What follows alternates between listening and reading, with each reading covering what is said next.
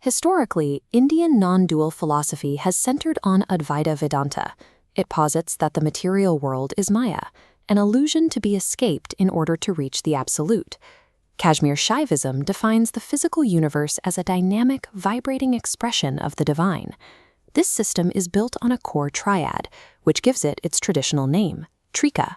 The triad consists of Nara, the individual, Shakti, the universal energy, and Shiva, the transcendental being. To understand Kashmir Shaivism is to grasp the architecture of Krita, or the divine play. It maps how infinite consciousness systematically limits itself to experience human life, and how we can navigate those limitations in reverse. Before creation, consciousness exists in an absolute state called Param Shiva. This reality is characterized by samarasya, a state of perfect equilibrium. Within this state are two coexisting aspects: Prakasha, the perfectly static, illuminating consciousness, and Vimarsha, the vibrating energy giving that consciousness its self-awareness.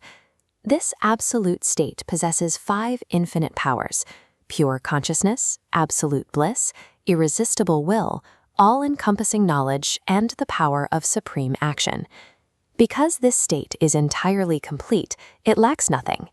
To experience anything new, it must voluntarily throttle its own infinite powers, triggering a deliberate descent into physical reality. This descent is mapped through the 36 tattvas, an architectural blueprint that categorizes how unity fractures into duality. The first level is the Shiva tattva. Here, consciousness exists purely as an undivided subject. The experience is simply I am I. The descent begins in the Sadashiva tattva. The power of will emerges, creating a hazy, undefined awareness of an object. The experience shifts to I am this.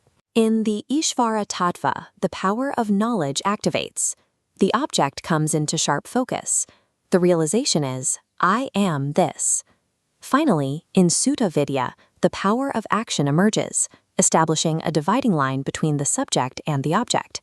The equation is set: I am I, and this is this. Physical matter does not exist yet. The universe has been drafted as a conceptual split within pure consciousness. To cross into physical reality, consciousness deploys Maya. In this framework, Maya is a real power of contraction that limits the infinite.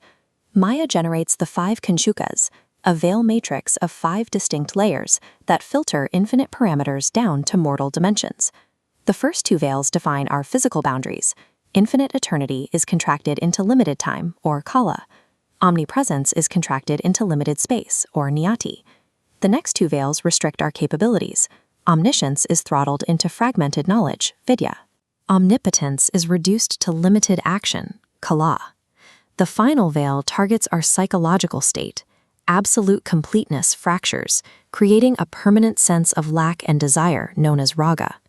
Passing through this matrix reduces the infinite architect of the universe into an isolated, mortal observer, unaware of its original power. This observer is the pasu, the bound individual. The human condition is anchored in place by 3 deep psychological impurities called malas. A nava mala is the foundational feeling of being small or limited. Maya mala is the cognitive illusion that we are physically separate from the world around us. Karma mala is the entanglement in physical action and consequence, binding the individual to the cycle of cause and effect. The combination of the 5 veils and the 3 malas generates the 24 impure tattvas, which constitute the experienced physical world of mind and matter. This chart maps the final materialization. From the intellect, or buddhi, the system fragments downward into the internal mind, the 5 physical senses, and finally the gross elements, like earth and water. The descent is now complete. The infinite has built a prison of biology and physics and locked itself inside. If reality is a deliberate descent into limitation, liberation is achieved by reversing the flow. In Kashmir Shaivism, this is called Pratyabhijna, or recognition.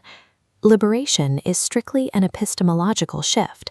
It requires a change in perception rather than a new physical state. The traditional texts describe a bride who has heard all about her groom, but she does not recognize him when he stands directly before her, until a third party points him out. The physical reality did not change. The groom was always there. Only the internal recognition of the truth shifted. To systematically dismantle the architecture of limitation, the Trika system outlines the 4 upayas, a tiered methodology of ascent. The first step is anavopaya, the way of action. The practitioner utilizes the mind and body complex through precise breath control and mantras. The second step is shaktopaya, the way of energy.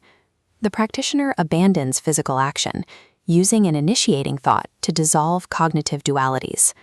The third step, shambhavopaya, the way of will, requires total cessation of mental activity to rest purely in the universal I consciousness.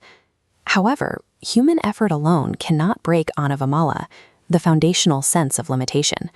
That requires the final step, anupaya, the wayless way. This requires shaktipat, the descent of divine grace.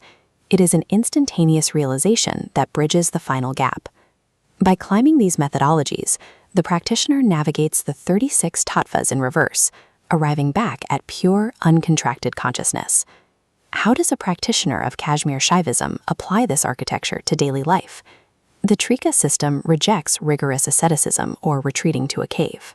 Since the physical world is a real manifestation of Shiva, rejecting the world means rejecting the divine. The goal of the tradition is dual: Bhukti, worldly enjoyment, standing alongside Mukti, spiritual liberation. The tradition's final realization is found by operating fully within the material world while recognizing yourself as the architect of the play.